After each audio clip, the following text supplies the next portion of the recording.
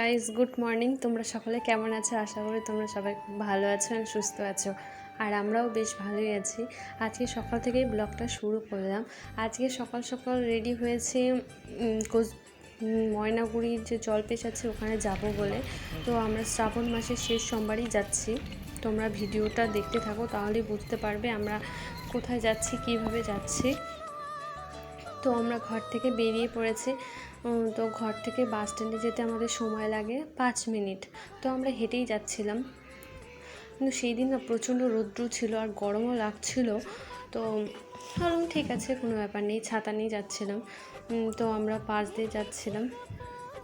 এই যে দেখতে পাচ্ছ, এটা হচ্ছে পুলিশ ব্যাটালিয়ন।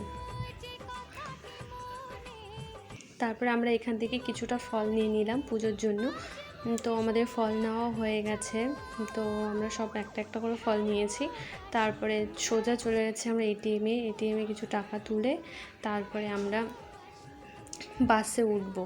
আর এই যে দেখো, আমরা বাস স্ট্যান্ডে গিয়ে সঙ্গে সঙ্গে বাসও পেয়ে গেছি, তো বাসে উঠে গেছি। তারপরে দেখো, এই যে তিস্তা ব্রিজে একদম কি জ্যাম লেগে গেছে।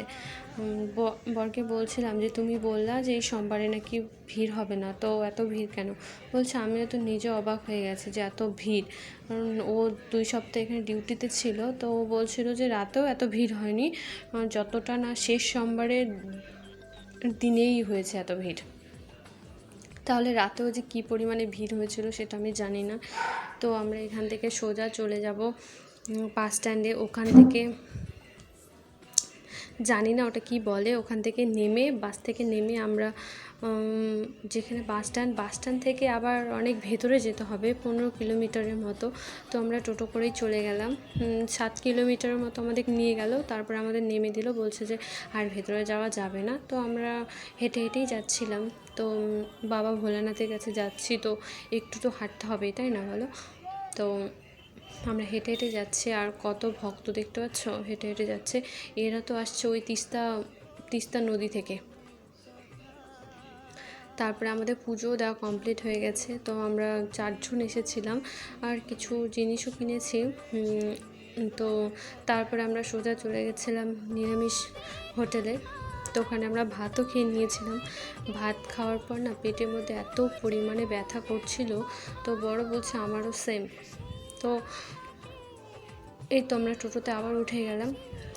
টোটো চেপে এখন আমরা বাস স্ট্যান্ডের দিকে যাচ্ছি। তো ওখান থেকে বাস ধরে আমরা সোজা চলে যাব ঘরে।